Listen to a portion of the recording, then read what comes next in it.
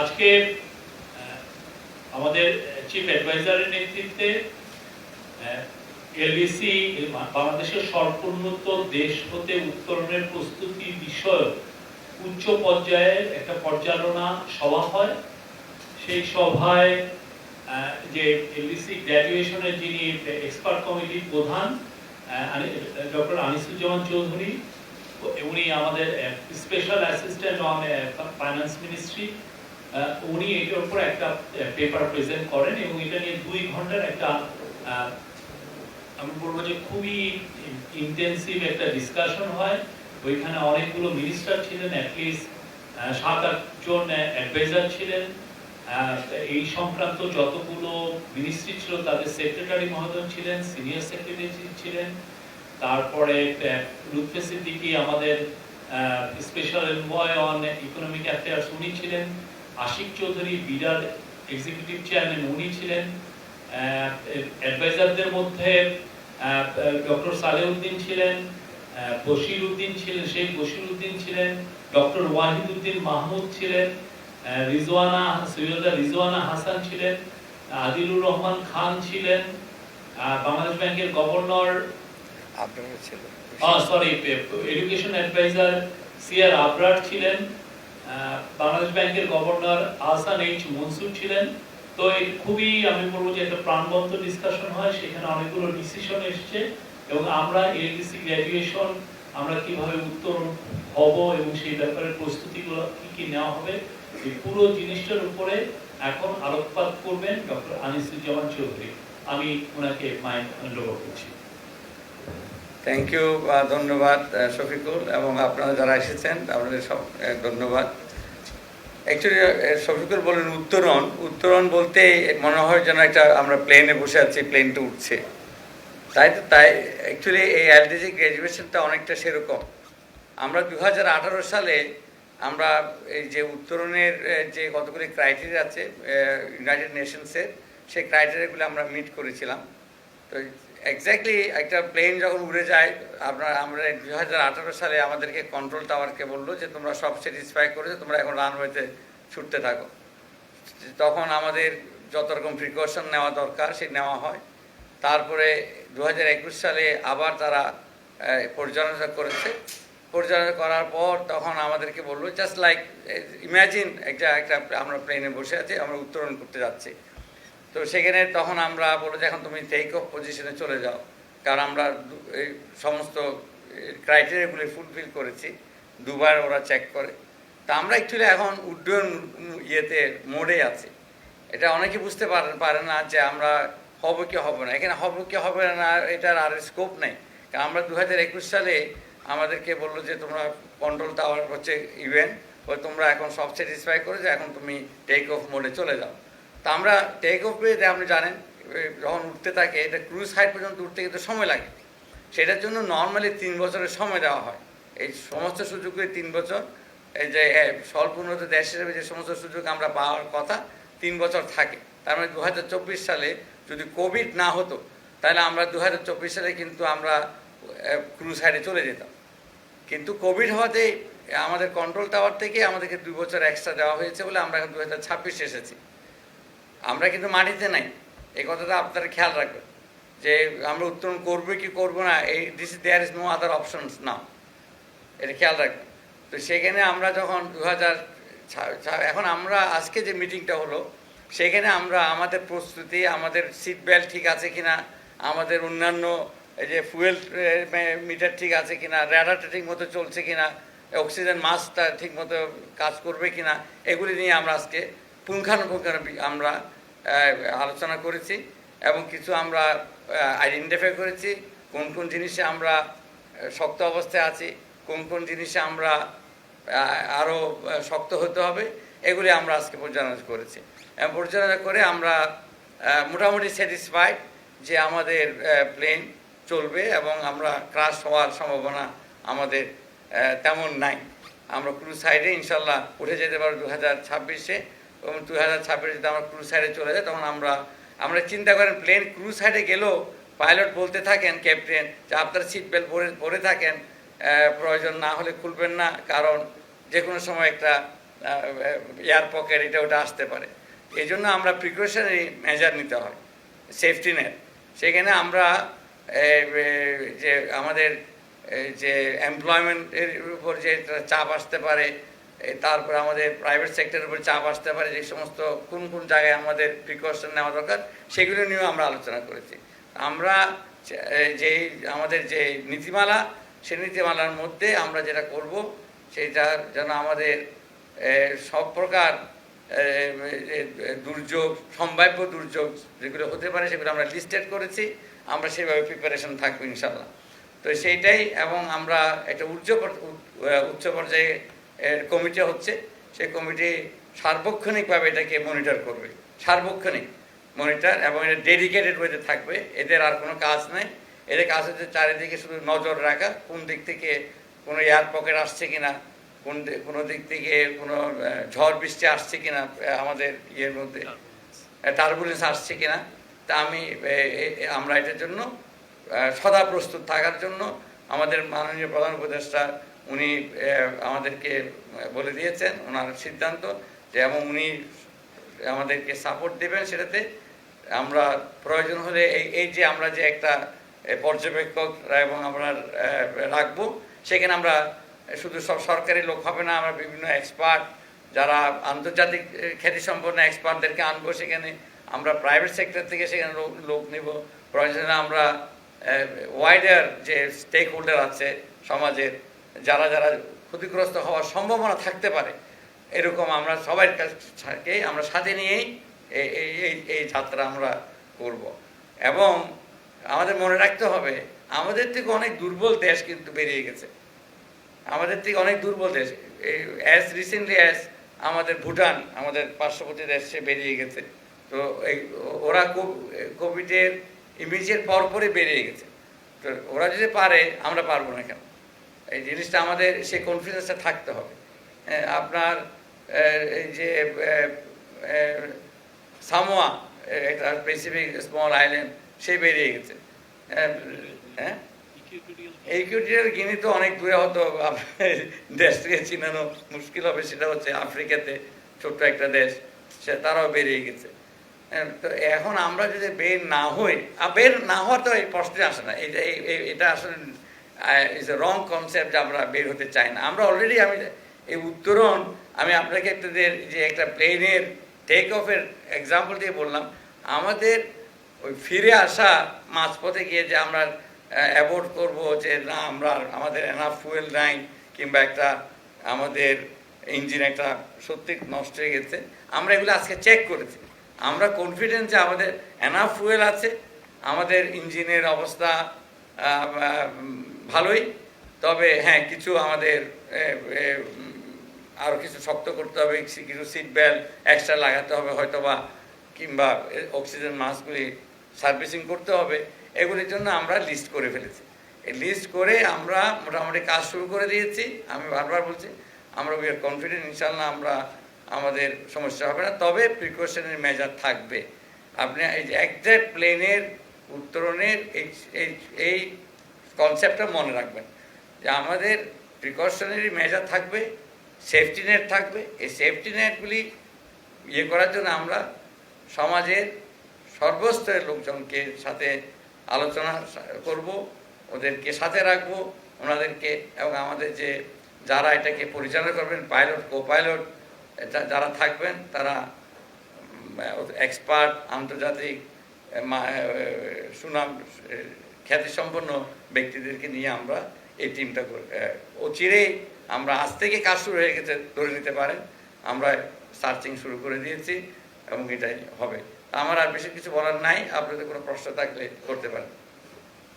আমি এই আজকের মিটিংয়ে আমাদের চিফ অ্যাডভাইজার কয়েকটা কথা বলেছেন। একটা তো বললেন যে একটা ডেডিকেটেড একটা টিম থাকবে, তারা এই পুরো জিনিসটা দেখবেন। এটা একটা আজকের একটা ডিসিশন। আর একটা হচ্ছে যে উনি বলেছেন, ওনার কয়েকটা কোড আমি আপনাকে বলেছি যে আমাদের ডিসিশন কিন্তু নেওয়া হয়ে গেছে, এখন we have to move in full speed, পুরো স্পিড নিয়ে আমাদেরকে এগোতে হবে, এটা উনি বলেছেন। এবং সে অনুযায়ী যত ধরনের প্রস্তুতি দরকার সেটা উনি নিতে বলেছেন, এবং যাতে কোনো সেক্টর যদি এফেক্টেড তো না হয়, বরং আমরা এটা থেকে কিভাবে ম্যাক্সিমাম বেনিফিট আদায় করতে পারি। সেই বিষয়টা উনি বলেছেন যে কিভাবে আমরা আরো যাতে এটা পুরো নেভিগেট করে আমরা যাতে এটা থেকে কত আরো আমাদের আরো বাংলাদেশকে তো উনি বলেছেন যে এটা একটা এই পুরো রিজিয়নের জন্য একটা ম্যানুফ্যাকচারিং এবং ইকোনমিক হাব তৈরি করা, এবং এটা এলডিসি উত্তরণের পরেও যাতে এটা আরো শক্তভাবে আমরা করতে পারি, আরো বেটার ভাবে করতে পারি, সেটার কথা উনি বলেছেন। আর উনি বলেছেন যে সার্বক্ষণিক যে কোথায় কি হচ্ছে সার্বক্ষণিক মনিটরিং এর কথা উনি বলেছেন যে এইটা হচ্ছে ক্রিটিক্যাল পার্ট, যে মনিটরিং করতে হবে কোথায় কি হচ্ছে, কোন জায়গায় যেন কোনো টার্বুলেন্স না হয়, যেটা উনি মানে এটা এয়ার ক্রাফটের ল্যাঙ্গুয়েজে বললেন। এটাই ছিল ইয়ে। আর আপনারা প্রশ্ন করতে পারেন, প্রশ্ন করার আগে আপনার নাম বলবেন, প্রতিষ্ঠানের নাম বলবেন, প্রত্যেকটা প্রশ্নের উত্তর দিবেন ডক্টর আনিসুজ্জামান চৌধুরী। আচ্ছা, আমার নাম মুস্তাফিজ, আমি ফিনান্সিয়াল এক্সপার্টে কাজ করি। আমার প্রশ্ন হচ্ছে যে আপনি বললেন যে টার্বুলেন্সের বিষয়ে যে সম্ভাব্য কি কি টার্বুলেন্স আসতে পারে, এটা নিয়ে আপনার একটা লিস্ট করেছেন। এই লিস্টে মানে সবথেকে বড় কি ধরনের সম্ভাব্য দুর্যোগ আপনারা আশঙ্কা করছেন এবং সেই দুর্যোগ মোকাবেলায় আপনারা কি ধরনের পদক্ষেপ চিন্তা ভাবনা করছেন? এটি একটি আরেকটি বিষয় হচ্ছে যে আমাদের চেম্বার এবং বিজনেস অ্যাসোসিয়েশন যারা বিভিন্ন সেক্টরের ব্যবসায়ী যারা এরা কিন্তু বেশ কিছুদিন ধরে বলে আসছিলেন যে এই এলডিসি গ্রাজুয়েশনের বিষয়টি পেছানো যায় না, বা তারা সাজেস্ট করেছেন পেছানোর জন্য। সে বিষয়ে আপনাদের তাদেরকে প্রমোট করার জন্য আপনাদের ভাষ্যটা। Thank you. আপনার প্রশ্নটা খুবই জরুরি এবং গুরুত্বপূর্ণ প্রশ্ন। আমি পিছন থেকে শুরু করি যে পেছানো যায় কিনা। পেছানো যায় কিনা এটার এই প্রশ্নটা অবান্তর। কারণ যে সমস্ত সুযোগ আমরা এখন পাচ্ছি, মনে করেন আমরা duty free, quota free access পাচ্ছি, সেটা কিন্তু 2026 সালে বন্ধ হয়ে যাবে না। অলরেডি অনেকগুলো দেশ অফারই করেছে আমাদেরকে, আমাদের যে ক্রিটিক্যাল মার্কেট আছে ইউ ফর এক্সাম্পল, ওরা 2029 সাল পর্যন্ত দেবে, ওরা বলেই দিয়েছে। তাহলে আমরা যে পিছিয়ে দেব, পিছিয়ে কেন দিবেন? আমরা চাওয়ার আগেই তো ওরা অফার করেছে। অস্ট্রেলিয়া বলেছে ইট ডাজন্ট ম্যাটার, তো আপনারা গ্র্যাজুয়েট করেন না করেন, আমাদের যে সুযোগগুলো আছে সে সুযোগগুলো চলবে। তারা আপনারা ইউকে বলেছে একই কথা। আপনার যে ইনভেস্টমেন্ট ফোরামে যে ইউকের যে ট্রেড রিপ্রেজেন্টেটিভ আসলেন, উনি ওপেনলি ঘোষণা দিলেন ওখানেই যে আমরা এলডিসি আপনারা আছেন কি নাই রিগার্ডলেস আমাদের এই সুযোগগুলি চলবে। এই রিসেন্টলি আমাদের উপদেষ্টা মহোদয় চায়না গেলেন, চায়নাও বললেন যে আমরা দিতে থাকবো। তাহলে যে জায়গাটাতে আমাদের ব্যবসায়ী বন্ধুরা চিন্তিত, এটা কিন্তু অলরেডি ওভারকাম হয়ে গেছে আমি মনে করি, তাই না? এই যে বললাম পারসেপশনের অভাব, এটা হচ্ছে একটা বুঝার প্রবলেম। আর যে কোন কোন জায়গায় আপনি বলেছেন যে আমরা একটা জায়গায়, এটা এত ডিটেলে আমার যাওয়া সম্ভব নয়, এটা ছোটো পরিসরে যে জিনিসটা আসতে পারে, যেটা আমাদের যে নিজস্ব যে ক্যাপাসিটি আছে কতগুলি জায়গায়, ইনস্টিটিউশনাল কিছু আমাদের দুর্বলতা আছে। যেমন ধরুন আমাদের যে মিনিস্ট্রি অফ ট্রেডের কোনো আলাদা ট্রেডের কোনো এজেন্সি নাই। তা আমরা অলরেডি স্টেপ নিয়েছি, ডেডিকেটেড একটা সেল থাকবে যেখানে ওরা শুধু ট্রেডের বিষয়ে ওরা কাজ করবে। ওরা ওখানে ওই আপনার আজকে এখানে কাজ করলো, কালকে ওখানে কাজ করলো, ট্রান্সফার হয়ে গেল, ওইরকম না। আমরা শক্ত একটা ট্রেড নেগোসিয়েটিং বডি আমরা রেডি করবো। তো অতএব আমরা যেখানে সন্দেহটা করেছি প্রথমে, সেখানে আমরা অলরেডি কাজ শুরু করে দিয়েছি। আমি শাওন বলছিলাম এখানে। আমার একটা প্রশ্ন, সেটা হচ্ছে যে গ্র্যাজুয়েশনের পর আমরা যে সফট লোনগুলো পাই সেগুলো তো বন্ধ হয়ে যাবে। 0.75% যে আমরা সুদে পাই, বিশেষ করে ওয়ার্ল্ড ব্যাংকের আইডা বন্ধ হয়ে যাবে, পরবর্তী ধাপে আমাদের যেতে হবে। তো আমাদের এই ঋণের সুদের খরচ যদি বেড়ে যায়, এমনিতে আমরা বড় সুদের মধ্যেই আছি, চাপে আছি, তো সেটা আপনারা কিভাবে মোকাবেলার জন্য কি পদক্ষেপ চিন্তা করেন? ধন্যবাদ। এই প্রশ্ন খুবই অত্যন্ত গুরুত্বপূর্ণ প্রশ্ন। এই যে এইডের কথা যেটা বলছেন, আসলে আমাদের aid is not a very big issue. আমরা শুনেন, আমি এইডের উপর অনেক কাজ করেছি।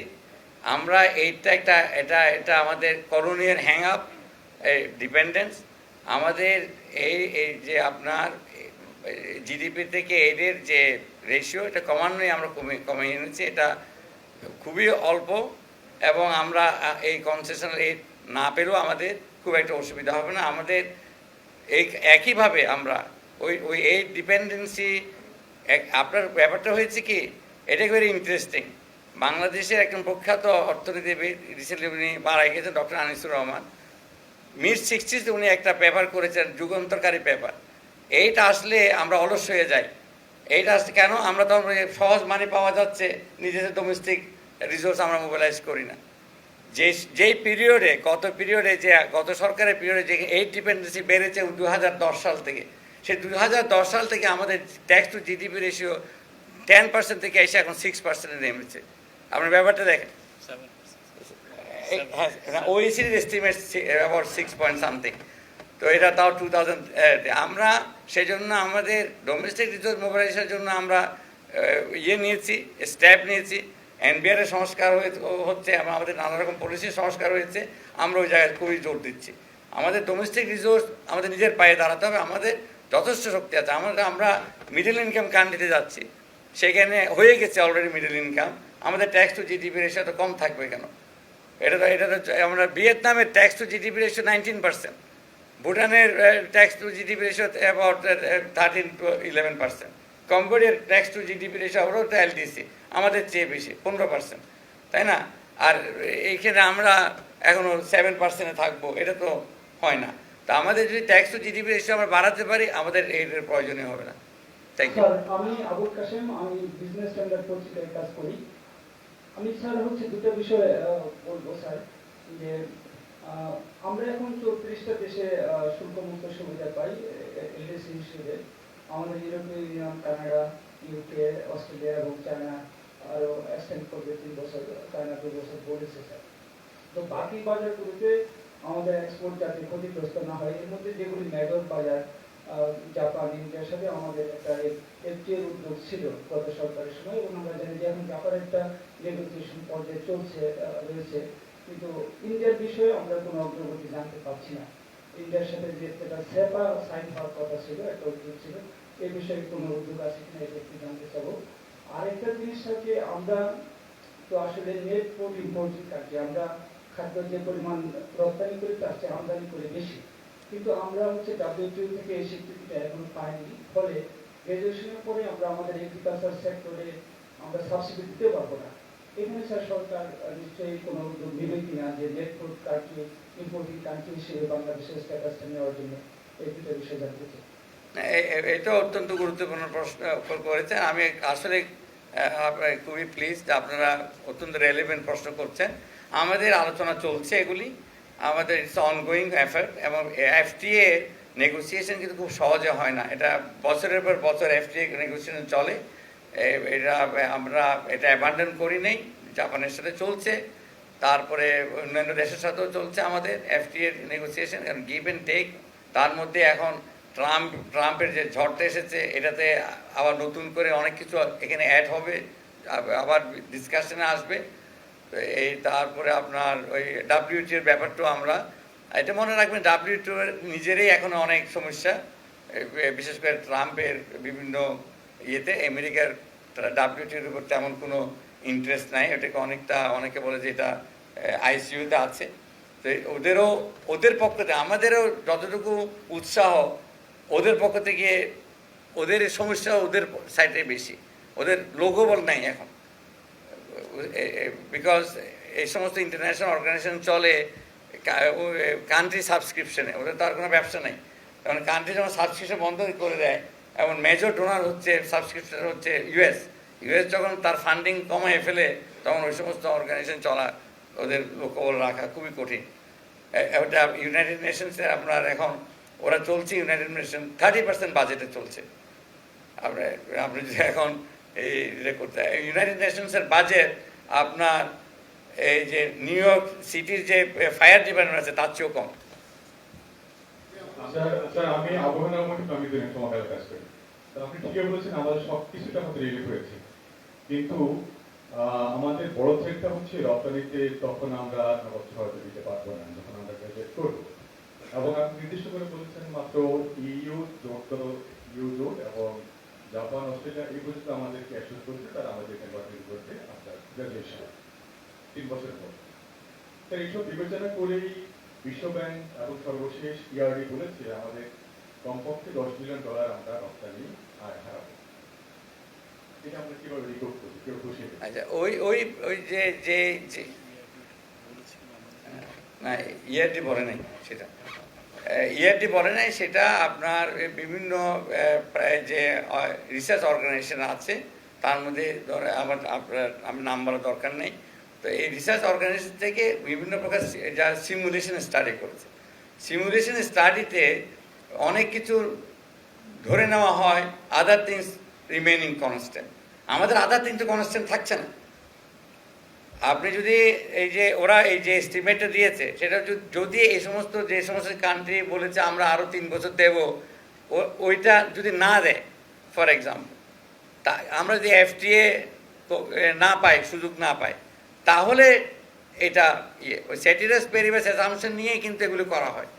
কিন্তু আনফর্চুনেটলি ওই হেডলাইনে আসে ওই বল পার্ক ফিগারটা, স্বাভাবিক, এটা আমি এটা কোনো দোষের কাজ দেখছি না। কিন্তু যে কোনো মডেলিং কিছু জিনিসকে ওরা কনস্ট্যান্ট ধরে নেয়, এইটার কারণে ওটা হয়েছে। আমরা মনে করি না আমাদের আমি যে কথাটা বললাম, যে জিনিসটা একটা পারসেপশনের প্রবলেম, বুঝার প্রবলেম, আমরা সেই জন্য এগুলি আজকে পরিচালনা করেছি কিভাবে আমরা এগুলিকে এই যে টার্বুলেন্সটাকে আমরা ওভারকাম করতে পারি। আমরা বলছি না যে এটা টার্বুলেন্স হবে না, তবে আমরা এই টার্বুলেন্সকে যতটুকু আমরা পারি as much as possible smooth করতে পারি আমাদের উড্ডয়নটা। আমাদের এই যে ইভেন আমরা যখন ক্রুজ সাইডে যাব, মনে করবেন না যে কে কোনো ক্রাইসিস হবে না। আমেরিকাতে ক্রাইসিস হয়েছে, ওদের ইকোনমি কয়বার ক্রাইসিস হয়েছে, হয় নাই?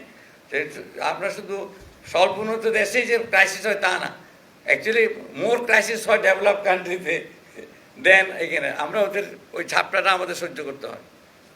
স্যার, আমার নাম মনিরুজ্জামান উজ্জ্বল, আমি জাগরণের থেকে বলছি। আমার দুটো ছোট্ট প্রশ্ন। রপ্তানি বিশেষ করে প্রভাব পড়বে বলে আপনি মনে করেন কিনা, বিশেষ করে আমাদের পোশাক খাত কতটুকু প্রস্তুত, একটা প্রশ্ন।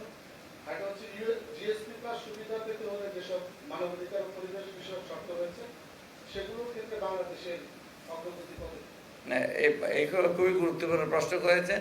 আমরা মনে করি না যে গার্মেন্ট সেক্টরে খুব বেশি ছাপটা আসবে। এটা আমি প্রথমেই বললাম, যেহেতু সুযোগগুলি থাকবে আরও কিছুদিন। আর যে জিএসপি প্লাসের যে প্রশ্নটা বললেন 32টা কনভেনশন, আমরা আজকে কিন্তু এই বিষয়ে গুরুত্বপূর্ণ আলোচনা হয়েছে এবং আমাদের প্রধান উপদেষ্টা একেবারে সুনির্দিষ্ট উনি ইনস্ট্রাকশন দিয়েছেন যে আমরা যেন এগুলিতে দ্রুত গতিতে অ্যাক্সেলারেটেড রেটে এগুলিতে আমরা কাজ করি এবং আমরা এই ইস্যুগুলিকে আমরা অ্যাড্রেস করি।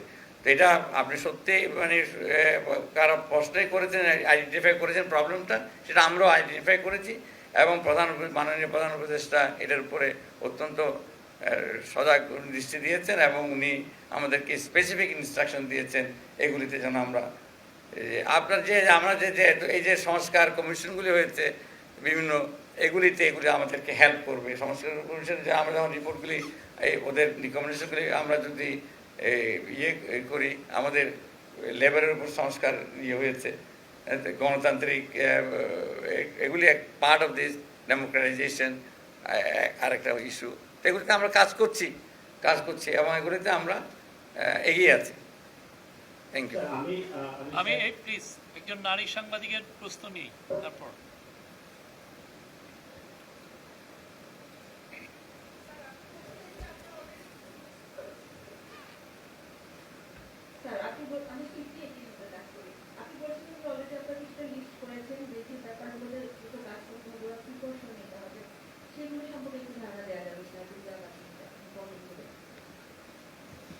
এই যে কিছু ধারণা দেওয়া যাবে, যেমন আমি একটা উদাহরণ অলরেডি দিয়েছি, সেটা হচ্ছে আমাদের যে ইনস্টিটিউশনাল ক্যাপাসিটিগুলি, আমাদের যে ইনস্টিটিউশন, আমাদের ধরেন ডেডিকেটেড ট্রেডের উপর কাজ করার জন্য এরকম কোনো দপ্তর কিংবা মিনিস্ট্রি কিংবা এজেন্সি নাই। এটা একটা আমি অলরেডি বলেছি। আমাদের ট্রেড নেগোসিয়েশন করার জন্য যে ধরনের দক্ষ অফিসার দরকার, সেটা আমরা রিক্রুটমেন্টের কাজ আজ থেকে শুরু হয়ে যাবে। এত ডিটেল যাওয়ার দরকার নেই, অনেক লম্বা লিস্ট। আমি জাস্ট 2-1টা এক্সাম্পল দিচ্ছি যে সেটাই, যেমন এটা ভেরি ইম্পর্টেন্ট হচ্ছে আমাদের এই যে ট্রেড নেগোসিয়েট এফটির কথা বলছেন, আমাদের এক্সপেরিয়েন্স লোকের এটা হিস্টোরিক্যাল ব্যাপার। আমরা এই ইনস্টিটিউশনটা ছিল না। আমরা কমার্স মিনিস্ট্রিতে কিছু লোক আছেন, আমাদের ফরেন মিনিস্ট্রির কিছু লোক আছেন, ওনারা 2 বছর কাজ করেন ট্রান্সফার হয়ে যান, 3 বছর কাজ করেন ট্রান্সফার হয়ে যান, তারপর অন্যান্য কাজের ফাঁকে কাজগুলি করেন, ওনারা ডেডিকেটেড নাই। আপনারা ইউএসসিতে দেখেন, এত বড় একটা দেশ, তাদের একটা ইয়ে আছে কি USTR, United states trade representative, অস্ট্রেলিয়াতে আছে অস্ট্রেট, এভাবে বিভিন্ন দেশে আছে, জেট্রো আছে জাপানে। তো প্রত্যেক দেশেই এরকম একটা ইনস্টিটিউশন আছে যারা শুধু ট্রেড নিয়ে চিন্তা ভাবনা করছে। আমরা এটা আমাদের সবচেয়ে বড় দুর্বলতা। আমরা এটাতে কাজ আজ থেকে শুরু হয়ে গেছে মনে করতে পারেন। অ্যাকচুয়ালি আজ থেকে না, এটা গতকাল থেকে শুরু হয়ে গেছে। কারণ আমরা যখন আইডেন্টিফাই করছি, আমরা এখনই লোক দেখা শুরু করছি কিভাবে করা যায়, কোথায় লোক পাবো। সরকারি লোক হবে তেমন কথা নাই, আমরা বাইরে থেকে নেব। আমরা সেখানে এই যে বিজনেস সেক্টরে যারা এক্সপেরিয়েন্স আছে ট্রেডের, তাদের থেকে লোক নেব। আমরা একটা শক্তিশালী ট্রেড নেগোসিয়েটিং বডি আমরা ইনশাল্লাহ ইয়ে করবো, এবং এটা নেতৃত্বেও খুব সিনিয়র লেভেলের নেতৃত্ব থাকবে, সিনিয়র লেভেলের নেতৃত্বে আমরা করবো। স্যার, আমি সাইফুল ইসলাম বলছিলাম, আমি সহযোগিতা কাজ করি। আগে সরকারের যে তথ্য, সেই তথ্যের উপর ভিত্তি করে সম্ভবত এলিজিবিলিটি আসছে। তো এখন ইতিমধ্যে আমরা শ্বেতপত্র কমিটির যারা ছিল তেনারা বলেছেন যে তথ্যটা নাকি অতিরঞ্জিত। তো এটা রিভিউ কি আসলে করা হয়েছে কিনা আমি জানি না। যদি এটা রিভিউ না করা হয় তাহলে সেদিক থেকে আসলে উত্তরে যাচ্ছে, আসলে কি কোনো চ্যালেঞ্জের মুখে পড়বে কিনা? Again very good question. আমরা যখন এই যে দেখছি, আমি যে বলছি, আমি যখন উড্ডয়নের মধ্যে আছি, আমরা পাইলট কনস্ট্যান্টলি মনিটর করে, সেখানে আমরা দেখলাম কিছু সমস্যা আছে। তার মধ্যে একটা হচ্ছে আমাদের ঝড় বেড়েছে, ট্রাম্পের নতুন ঝড়, ফর এক্সাম্পল ওয়ার এসেছে। আগে তো একটা স্টর্ম ছিল, সে কোভিড, এখন আবার নতুন অ্যাড হয়েছে। আমরা দেখলাম কিছু ভুল তথ্য গিয়েছে, আমরা এরকম কিছু লিকেজ হচ্ছে। এই যেমন আমাদের করাপশন হয়েছে, অনেকগুলি টাকা চুরি হয়ে চলে গেছে এই দেশ থেকে, লিকেজ হয়েছে। আমাদের কিছু কিছু বেল টেল কিছু একটু উইক ছিল, এগুলি আমরা আইডেন্টিফাই করেছি। আমি জাস্ট ওইটা বোঝার জন্য আমরা এগুলি পরিচালনা করে দেখলাম এতে কতটুকু রিস্কি। এগুলি ভুল তথ্য থাকলো, তেল কিছু কিছু লিক হলো, আমরা কি পারবো কিনা। আমরা কনফিডেন্ট এই সমস্ত থাকার পরেও আমরা যে অবস্থায় আছি, আমরা ইনশাল্লাহ স্মুথলি ক্রুজ সাইডে যেতে পারবো। এবং আমরা সাথে সাথে আমি যেটা বলছি, আমরা প্রিকশনারি সেফটির মেজারও নিচ্ছি।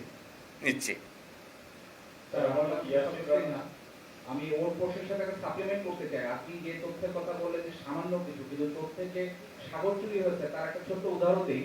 যেমন আমাদের কৃষি বিপণন অধিদপ্তর বলছে যে পৃথিবীতে সবচেয়ে বেশি পেঁয়াজ আমদানি করে এমন দেশের তালিকায় যুক্তরাষ্ট্র থেকে শুরু করে জার্মানি আছে।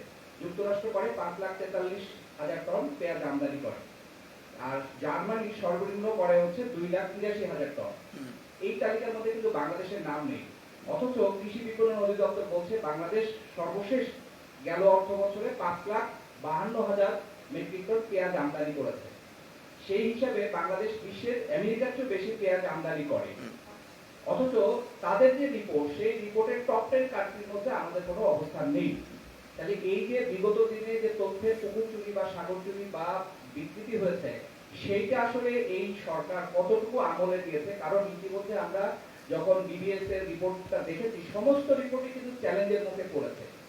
মূল্যস্ফীতির যে তথ্য দেখানো হয়েছে সেটার মধ্যে প্রশ্ন উঠেছে, জিডিপি কে ফুলিয়ে ফাটিয়ে দেখানো হয়েছে, যে কারণে বলা হয় যে আমাদের কর জিডিপি রেশিও কম, কারণ আমরা জিডিপিটাকে অনেক বড় করে দেখিয়েছি। মাথা পিছু আয় এক ধাক্কায় কয়েকশো ডলার কমে গেছে। তাহলে এই সমস্ত বড় ধরনের পরিসংখ্যানগত যে বিভ্রান্তিটাকে এই সরকার এই 8 মাসে কতটুকু আমলে নিয়ে সামনের দিকে যাওয়ার কথা ভাবছে, নাকি পরিসংখ্যানগুলোকে নিয়ে আরেকটু চিন্তা ভাবনা করে আপনারা সিদ্ধান্ত নেবেন? এটাই জানতে চাই। আপনি শুনেন, সিদ্ধান্ত নেবেন, এই সিদ্ধান্ত নেওয়ার তো আমার আর কোনো স্কোপ নেই। আমি তো উঠছি, আমাকে এখন ধরতে হবে এই যে পরিসংখ্যান যেগুলি ভুল দিয়েছে, আপনি যেগুলি কোট করলেন, তার কাউন্টার কি করতে পারি আমরা। আমার ওই যে বারবার যেটা বলছি, আপনারা বোঝার চেষ্টা করেন, আমরা ফ্লাইট কিন্তু অ্যাসেন্ডিং, আমরা 21 সালে অ্যাসেন্ড করে গেছি। যারা আজকে প্রশ্ন করছেন এটা 21 সালে করা উচিত ছিল। তাই না? আমরা আমরা যেটা ইনহেরিট করেছি, আমরা ফ্লাইটের কিন্তু অলমোস্ট ক্রুজ হাইটের কাছাকাছি গিয়ে আমরা ইনহেরিট করেছি এই প্লেনটাকে, খেয়াল করেন সেটা। যে এই যে এখানে থেমে যাওয়ার কোনো সুযোগ তো নেই, আপনি থেমে গেলে তো পড়ে যাবেন ধাপ করে, ইমার্জেন্সি ল্যান্ডিং হবে না। আপনি দেখেন ওই যে সিঙ্গাপুরে না, ওই যে মিড-70s একটা বাংলাদেশের বিমান পড়ে গেছিল ধাপ করে, ওটা অনেকদিন ওই পায়া লেবার ইয়েতে এয়ারপোর্টে অনেকদিন পড়েছিল, ধাপ করে পড়ে যাবেন আপনি। আর এই জন্য আমরা ধাপ করে যেন পড়ে না চান, সেই জন্য আমরা এখন ব্যবস্থা যে হাইটে গেছে, আপনি চিন্তা করে দেখেন 21 সাল থেকে আমরা অলরেডি 5 বছর, আমরা আর একটা বছর বাকি আছে। এখন এখান থেকে আপনি টার্ন ব্যাক করা আপনার এটা ইজ নট মানে আপনার রিস্কলেস, যে আপনার সেফলি আপনি চলে আসবেন। সেখানেও আমাকে তাহলে সেফটির ইস্যুগুলি আসবে। তা আমি সেফটির ইস্যু যদি সামনে গিয়ে যাইতে পারি, নিতে পারি, আমি ব্যাক করবো কেন? Very simple. স্যার, আমার নাম ইয়াসিন, আমি এজেন্ট বাংলায় কাজ করি। স্যার, এখন পর্যন্ত অনেকগুলো বিষয় শুনলাম যে আমাদের অনেকগুলো সুযোগ সুবিধা বাতিল হবে, নানানভাবে আমরা ক্ষতিগ্রস্ত হবো। তাহলে আমরা কেন এলডিসি থেকে আমরা উত্তরণ করছি, কিংবা এলডিসি থেকে উত্তরণ হলে বাংলাদেশ আসলে কি কি সুবিধা আসলে পাবে যা আমাদের জন্য আসলে কাজে লাগবে? আপনি একই প্রশ্ন করেন, কেন আমরা উত্তরণ করবো? কেন? আমাদের তার স্কোপ নেই। This question doesn't arise at all. বলতেছিলাম যে আমরা যেহেতু আমাদের কোনো স্কোপ নাই, আমরা হবো, হবার পরে আমরা আসলে সুবিধাটা আসলে কি পাবো? আপনি অন্য সুবিধা পাওয়ার করবেন কেন? আপনি সুবিধা সৃষ্টি করে নেবেন। আমরা ভিক্ষার মেন্টালিটি থাকবে কেন? আমার এটা তো সেই যে বললাম, আমাদের কলোনিয়াল হ্যাংওভার, ভিক্ষার জন্য আমরা কী সুবিধা পাবো? আমি সুবিধা ক্রিয়েট করে নেব। এই যে আমরা যে এত বড় একটা ইনভেস্টমেন্ট সাবমিট করলাম, এটা কী জন্য করলাম? আমরা সুবিধা ক্রিয়েট করছি। আমরা আমাদের এই অঞ্চলকে আমরা এখানে এটা ইকোনমিক হাবের কথা আমাদের প্রধান উপদেষ্টা বলছেন। আমি যদি এখান থেকে আমি যদি সবসময় ভিক্ষার ঝুলি নিয়ে থাকি, আমি কী করে হাব হতে পারবো বলুন? এটা just ask yourself, common sense. আমি যে ভিক্ষার ঝুলি নিয়ে বসে আছি, আর ওদেরকে বলছে আপনারা আসেন আমাকে এখানে হাব করেন। আমি এখন দেবো ওদেরকে, আমার ওই সামর্থ্য আছে, আমাদেরকে বলে আমি তোমাকে দিতে পারবো। তখন তারা আমাকে ট্রাস্ট করবে, আমাকে কনফিডেন্সে আনবে ওরা, তাই না?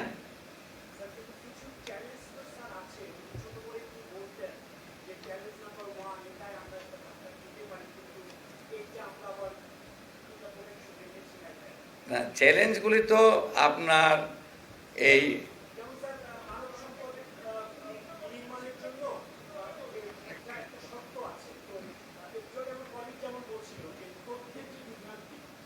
বলা হয়েছিল যে মানব সম্পদ, আপনি ভিয়েতনামের উদাহরণ বলেছেন, ভিয়েতনাম কিন্তু ওরা যা আর্ন করে প্রবাসীর, আমরা কিন্তু কাছে অনেক কম করি। তো তথ্যের ফারাকটা হচ্ছে এখানে বলা হয়েছিল যে জেলায় জেলায় কারিগরি শিক্ষা করা হচ্ছে। আসলে কিন্তু আমরা মাঠ পর্যায়ে গিয়ে দেখলাম যে সেটা নাই। তো দক্ষ মানব সম্পদ এটা একটা চ্যালেঞ্জ আছে। তারপরে বলা হয়েছিল যে আমরা বলি এসএসসি এবং ভোকেশনাল, কিন্তু তথ্যে বলা হয়েছিল যে ভোকেশনালটাই প্রধান, আমরা সাধারণ স্কুলে ট্রেড করবো, কিন্তু আমরা মাঠ পর্যায়ে গিয়ে দেখেছি তার কিছুই করা হয়নি। এইসব চ্যালেঞ্জ তো আছে স্যার। আমাদের প্রধান চ্যালেঞ্জ তো আপনারা জানেন, আমাদের এই যে বিগত আপনারা নিজেরাই বলছেন যে তথ্যের ভুল দিয়েছে। আমাদের প্রধান চ্যালেঞ্জ হচ্ছে গভর্নেন্স। এটা আমাকে বলে দিতে হবে না। আমরা যে হারে করাপশন করি, এইগুলির পিছনে তো আমরা এখন এই সরকার সংস্কারগুলি করছে, আপনারা নিজেরাই দেখছেন। গভর্নেন্স ইমপ্রুভ করার জন্য চেষ্টা চলছে। আমাদের প্রধান সমস্যা হচ্ছে গভর্নেন্স। এই গভর্নেন্সের জন্য আমাদের বিজনেস কস্ট বেড়ে গেছে। এই যে আমাদের এই যে কাস্টমস ক্লিয়ারেন্স, মনে করেন আমরা সেখানে ওয়ান উইন্ডো করছি, সিঙ্গেল উইন্ডো করছি। আমরা সেরকম ওয়ান স্টপ, এই যে ইনভেস্টমেন্টের জায়গায় এক জায়গায় আসে সব ক্লিয়ার হবে। আমরা লাইসেন্সিং টাইম কমাই নিয়ে আসছি, আমার সিগনিফিকেন্টলি কমিয়ে আসছে। আমার এক্সাক্ট ফিগারটা মনে আসছে যে এনবিআর চেয়ারম্যান সাহেব বললেন, সিগনিফিকেন্ট আমরা কভার করেছি। আমরা ডিজিটাইজেশনে যাচ্ছি যেন করাপশন কম হয়। আমাকে আমরা ডিজিটাল বাংলাদেশ বলেছেন, কিন্তু করাপশন তো বন্ধ হয়নি। তাইলে এগুলি তো আপনারা জানেন। সো এই আমাদের সবচেয়ে বড় চ্যালেঞ্জ হচ্ছে এটা। আর মানব সম্পদের কথা যেটা বলছেন, এটাও কারেক্ট। আমাদের প্রোডাক্টিভ ক্যাপাসিটি আপনার ভুটানের চেয়ে কম। আমরা সেই জন্য আমরা শিক্ষা সংস্কার করছি। আমাদের শিক্ষা মানে ওইখানে আমরা হাত দিচ্ছি। তারপরে আপনি বলেছেন যে কারিগরি শিক্ষা, আগের এগুলো হয়নি, না হওয়ার পরেও ওরা বলেছে হয়েছে। আমি আপনাকে এখানে যখন বললেন কিছু মনে করবেন না, আবার বলবেন যে মৌলবাদী। সূরা ইমরানের মনে হয় 177 কি 178, 188 or 177 একটা আয়াত আছে, বলে যে কিছু লোকের কথা আল্লাহ বলেছেন যারা যাহা ঘটিয়েছে মানে এটা একটা খারাপ সেন্সে বলে যায়, সেইটাতে তারা আনন্দ করে, আর যারা এটা করে নাই, করা উচিত ছিল, সেটাতে তারা প্রশংসা পেতে চায়। আল্লাহ তারা তাদের জন্য ভীষণ শাস্তির ব্যবস্থা রেখেছেন, বুঝতে পেরেছেন? তো এইটাই হয়েছে, শাস্তি এখন কে পাবে দেখা যাক। স্যার, আমি এস এম রাশিদুল ইসলাম বিএসএস থেকে বলছিলাম।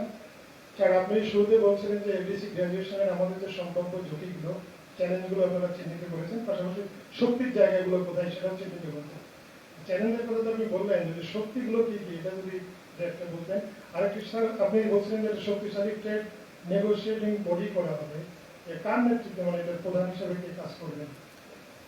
সেটার প্রধান হিসেবে কে কাজ করবেন এটা তো আমরা এখন ডিটারমিন করিনি যে XYZ কে করবেন।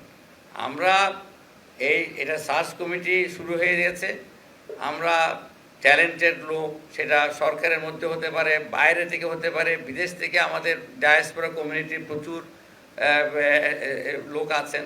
আমরা এগুলো আইডেন্টিফিকেশন করার জন্য অ্যাকচুয়ালি প্রধান উপদেষ্টা সাহেব মহোদয় আমাকে প্রেজেন্টেশনের পরে ওনার রুমে নিয়ে গিয়ে বলবো, আমাকে ইনস্ট্রাকশন দিতে, তুমি আজকে থেকে এটা কাজ করো, কোথায় কি আছে আইডেন্টিফাই করা শুরু করো। আপনি ব্যাপারটা সিরিয়াসনেস দেখেন, উনি কীভাবে এটা সিরিয়াসনেস দিয়েছেন এই প্রশ্নটা। আজ উনি আমাকে বললেন যে তুমি কালক্ষেপণ না করে আজ থেকেই কোথায় কে আছে তোমার জানা মতে এই লিস্ট আমার কাছে নিয়ে আসো। তো এটা থিওরিটিক্যালি হয়তো কোনো একজন ব্যক্তি এটা, কিন্তু ওনার সার্বক্ষণিক নজর এখানে থাকবে, তাই তো বলেছেন, সার্বক্ষণিক নজর ওনার থাকবে। তো সেই জন্য আপনারা কনফিডেন্স থাকেন, ভরসা রাখেন। এটা আমার মনে হয় আমরা স্বাভাবিকভাবেই আমরা একটু নার্ভাস হয়েছি আর সবাই, কিন্তু এই নার্ভাসনেসটা বুঝার সমস্যার জন্য আমি মনে করি।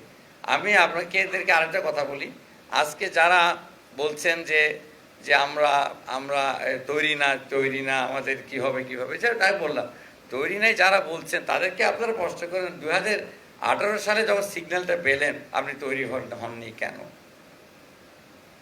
সেটা তো এই সরকার ছিল না, সে সময় ছিল কি? যারা বলছে তৈরি হয়নি, 2018 সালে যখন আপনি সিগন্যাল পেলেন, যখন কন্ট্রোল টাওয়ার থেকে বললো যে তুমি গেট ছেড়ে যাও, তখন তো আমরা আনন্দ করেছি, আমরা বলেছি দরকার বারবার, তাই না? তো এখন যাবেন কোথায়? আমরা আর 2টা কোশ্চেন নিব। হ্যাঁ, অন্য প্রশ্ন না, এই প্রশ্ন শেষ হওয়ার পরে যদি নেই আমরা। হ্যাঁ, এলডিসির আর প্রশ্ন নাই মনে হয়। আচ্ছা, উনি করুক, আপনি তো 2টা করছেন।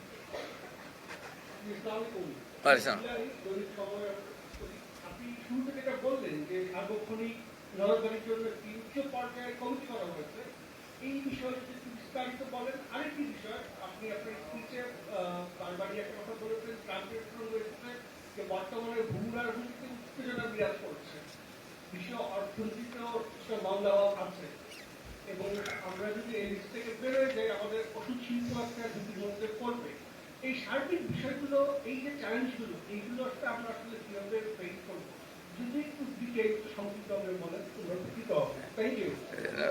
Very good question. আমি যখন যে সমস্ত ভূ রাজনীতি, গ্লোবাল ইকোনমিক যে কথাটা বললেন, সেটা শুধু বাংলাদেশকে এফেক্ট করবে না, সবাইকে এফেক্ট করবে।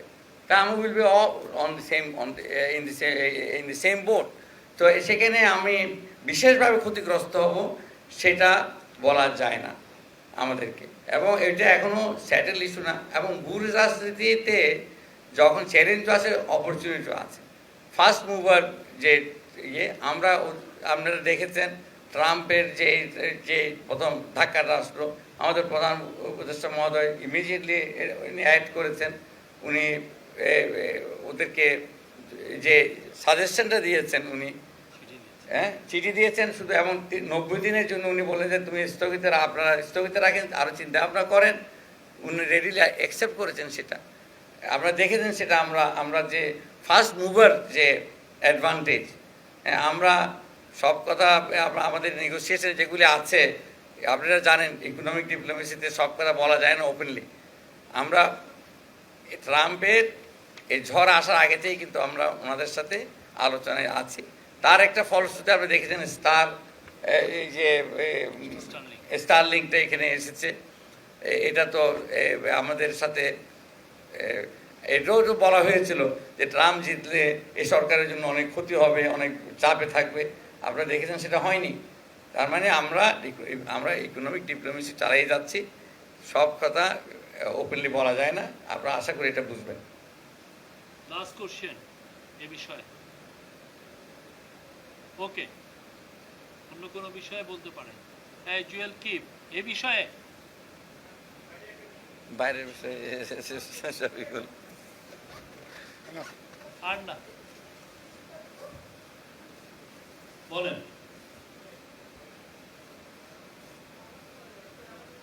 আপনাদের সাংবাদিক বন্ধুদের কাছে একটাই অনুরোধ, আপনারা পজিটিভলি জিনিসটাকে দেখার চেষ্টা করেন এবং এই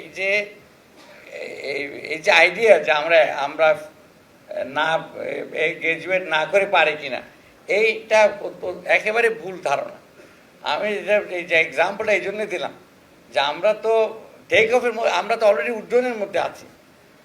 তো এখানে আমাদের এখানে আমাদের ওইটার ফেরার আমাদের পথ নাই। আমরা বরং ওটাকে কি করে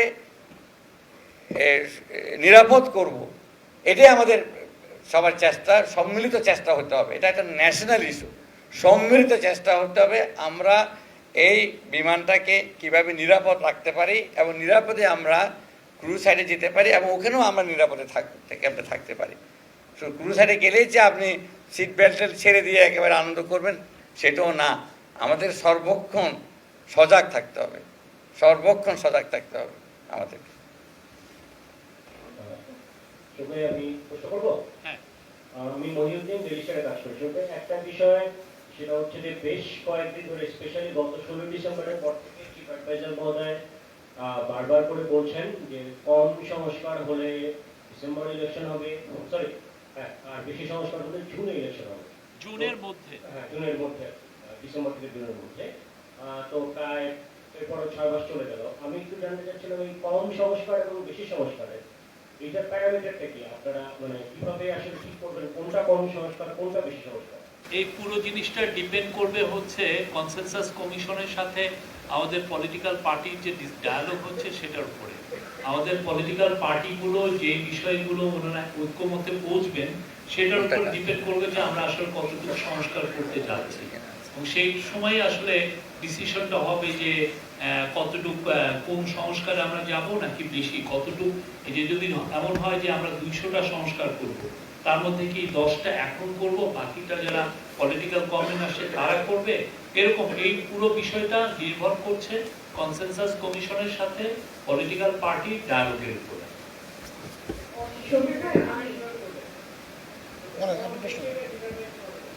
সরি, আমি একটা एग्जांपल দেই। ধরেন constitution reform, it's a big task.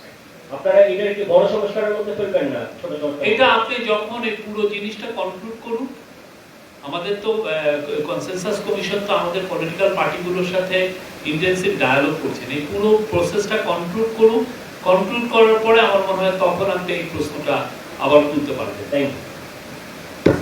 শুভেচ্ছা, আমার নাম ইশরাত রুমি, আমি বিবিসি নিউজ শুনি। পাকিস্তানের পররাষ্ট্রমন্ত্রী আসার কথা রয়েছে এই মাসের শেষ নাগাদ, 2012 সালে শেষ এসেছিলেন দিনা রব্বানি। তারপরে পাকিস্তানের বড় পর্যায়ের উচ্চ পর্যায়ের কেউ ওখানে আসছেন এবং তার আগে পররাষ্ট্র সচিব আসছেন। পাকিস্তানের সাথে আমাদের সম্পর্কটা, কূটনৈতিক সম্পর্কটা আসলে আমরা ঠিক এই মুহূর্তে কিভাবে দেখছি? আমরা কি খুবই পজিটিভলি দেখছি?